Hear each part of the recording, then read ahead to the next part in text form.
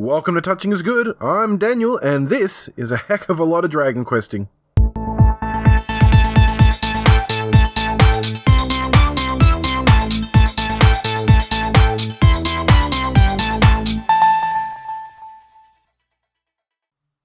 Since the launch of the first Dragon Quest game for the Famicom in Japan on May 27th, 1986, the Dragon Quest series has gone on to be one of the mainstays of Japanese role-playing games. While its success outside of its homeland may not be that of Final Fantasy or even the Persona games, it's hard to argue just how important the series is to RPGs as a genre. In its 30 years of existence, excluding remakes, the series has seen over 40 titles released across many different systems, and barring the N64, GameCube and Virtual Boy, it's had a presence on every single member of the Nintendo line of systems, which brings us nicely to the Nintendo DS.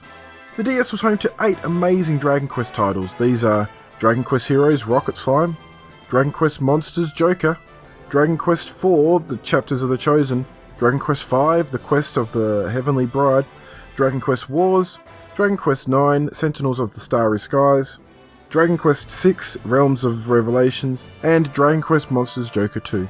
All 8 of these are good, if not great games, and some of the best role-playing action to be found on the DS. So, in honour of the series, let's take a look at all of these amazingly wonderful titles.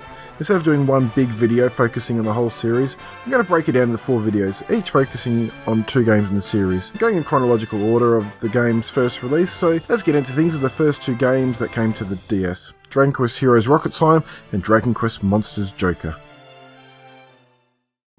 Now, my devotion to the House of Dragon Quest has only happened very recently, and it was this game that converted me over to being a full-on fan of the series.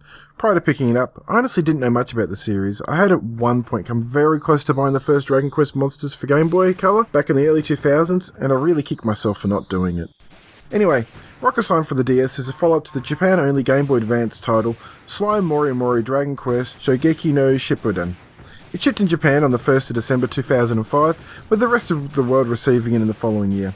Unlike the standard Dragon Quest titles, which are predominantly RPGs, this plays more like a Zelda-style adventure game.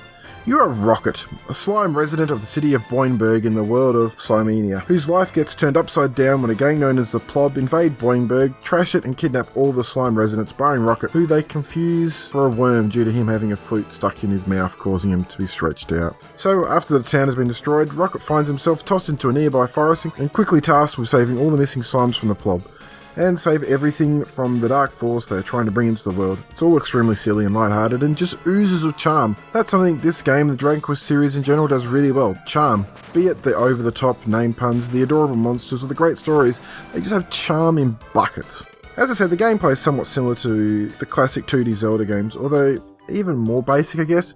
You control Rocket using the D-pad, and the only other button that really comes into play is the A button, which is used for almost all the other actions in the game. Lightly tap it and Rocket will jump, hold it again while in air and Rocket will flatten himself out and float. His main form of attack is from slamming himself into things. This is done by holding down the A button, holding the D-pad in the opposite direction you want to send him and letting go. He'll then shoot off in the direction you want and slam into whatever's in his way. Most objects in the game, including the monsters, when you slam into them, you can catch them by making sure they land on top of you. Once on top, you can either carry them around or throw them using the B button.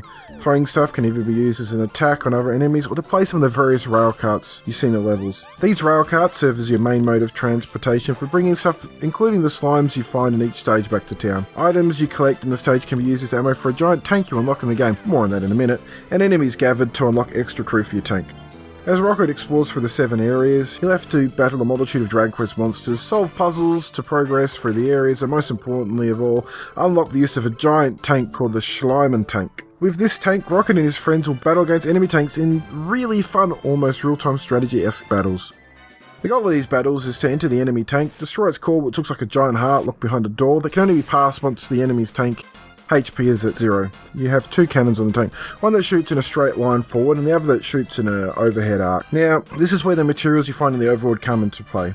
They can be loaded into the tank as ammo. You load the ammo into one of the 2 cannons and fire away. Should your missiles hit an opposing team's missile, then they'll both fall to the ground between the 2 tanks and no real harm done. The trick is that all the ammo acts slightly differently. So an arrow you find will move faster but do less damage, whereas a heavy weight will do more damage and move slowly.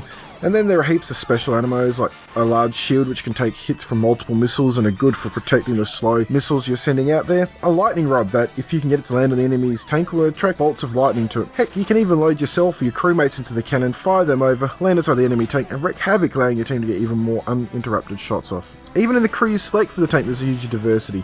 Certain slimes you can add to your crew will perform different actions better. Some will be better infiltrators, allowing you to focus on firing at the foe's tank. Some of them will move faster, allowing you to collect more ammo to fire. There's a ton of depth in these tank battles, and they on their own could keep the game going for hours. My favourite tactic in the battle is always to head over, force my into an enemy tank, and distract them and destroy the insides long enough for my crew to take the HP down to 0 so I can deliver the killing blow. I can't go on enough about how much fun these are. Plus, there's an enemy tank called Chrono Trigger, and that's just awesome. Outside of the battles and the various areas to explore, there's still a lot to do in Boinberg. As you rescue slimes, they slowly move back into town, and as more and more move into the city, it gets cleaned up and you can access new facilities such as a shop to upgrade your tank and create new ammo, a museum to look over the monsters you've collected, and an area for special tank tournaments to compete in, as well as a few other things. There's a lot to do in this game, and while it's not the longest entry in the Dragon Quest series, it might just be the most fun. Also worth noting, the game features local multiplayer for tank battles. It's a shame this is only something that was local and not online with a Wi-Fi connection, because yeah, I just could see wasting hours just playing against others online with this. There's not much to say about the presentation of the game, other than the fact that it's absolutely gorgeous. I'm sure I'll say this a lot with some of these games, but this is some of the best 2D sprite work I've seen on the DS. Everything looks clean and well designed. The art from Akira Toriyama looks amazing rendered like this, and I wouldn't change a thing about it. Sound-wise, again, there's no complaints. The usual Dragon Quest tracks show up, like the obligatory overture theme, which does nothing but bring a smile when I hear it. I'm sure there are arguments to be made they could have gone more detailed with the graphics or more orchestral with the soundtrack. I don't think the game would have benefited at all from it. Sure, it's not the best the DS could do, but it does what it needs to and it does it well. All up, this is an amazing game. Hands down one of my favourite DS games ever made, and one that I'll always come back to when I have time. It's worth noting there was a follow-up for the 3DS called Slime Mori Mori Dragon Quest 3 Daikaizoku to Shippuden. I'm sorry if I screwed that up. However, much like the first game, this came out only in Japan, and yay for the 3DS being region locked. So for me, this is a perfect intro into all things Dragon Quest. While the gameplay is not true to what the series is known for, old school RPGs, it was more about introducing me to the stylings of the game, I guess. It made me fall in love with these happy little bouncy blue balls of goo and everything that goes with them. As I said, it's easily one of the best games in the DS, one that I think everyone should look into. Next up, Dragon Quest Monsters Joker.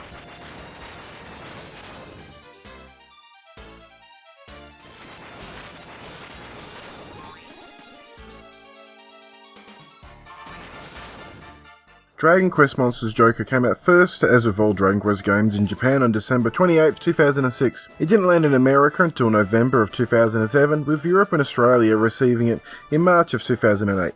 Much like Rocket Slime, this was created by a Japanese developer Tosei, and it's also the fourth game in the Dragon Quest Monsters sub-series. The Monsters games see you, instead of gathering a party of warriors like most of the mainline Dragon Quest games, having to recruit an army of monsters to do your fighting for you. It's kind of an expanded take on the main gameplay mechanic of Dragon Quest V. More on that next episode. You start the game as a silver-haired youth called Joker, who is being held captive by an evil organisation known as Cell.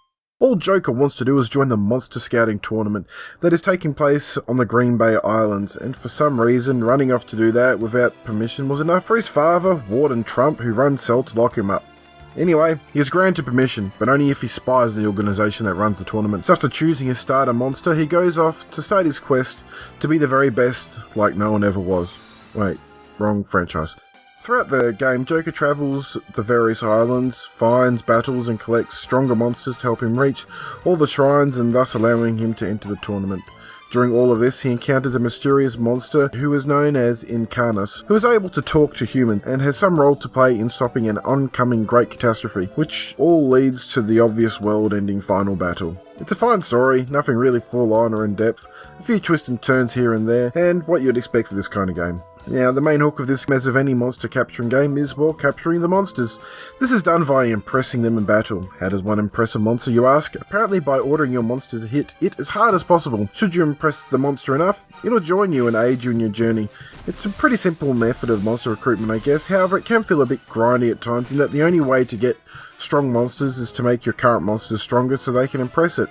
Once you've impressed the monster, it'll always be pretty low level, so you have to train it up to use it. I did find a good deal of my game was spent training up new monsters I'd gotten so they'd be strong enough to use. Another way to get new monsters is by fusing your existing monsters to create better ones. This will allow you to carry over certain skills and create somewhat unique monsters with moves they wouldn't normally have. I will admit, despite how grindy it was training up new monsters, I did enjoy this element to it. Getting a new monster, seeing what fusions I could create out of it, and then fusing that with another one I had to make an even stronger monster. The only issue I had with this is that I feel you lose a lot of the attachment you would have with your monsters. One of the things I like about Pokemon is that you take these Pokemon with you throughout your whole journey for the most part.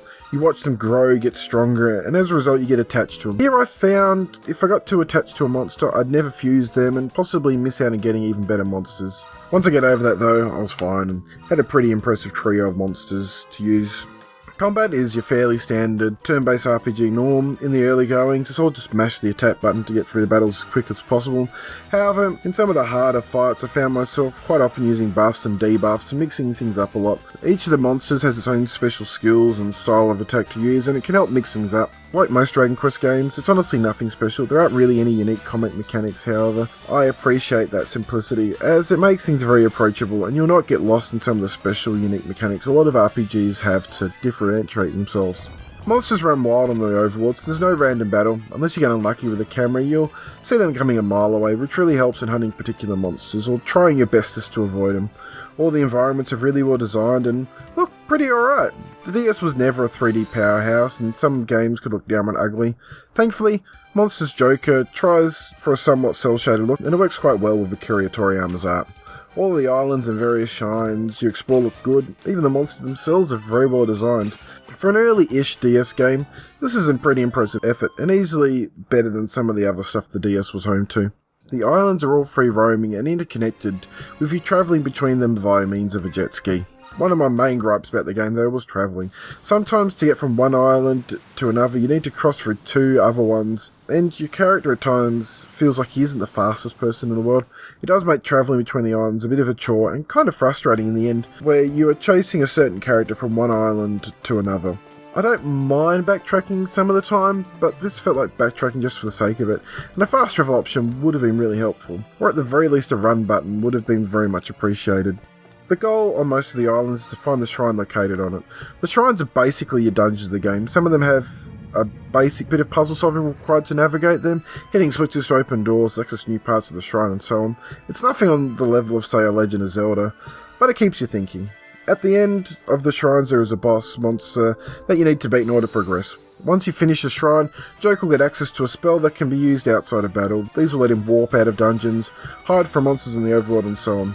The hiding spell is particularly useful in the later part of the game when you're just trying to get across the island as soon as possible. It's worth noting that once you finish the main story, there's still a lot to do.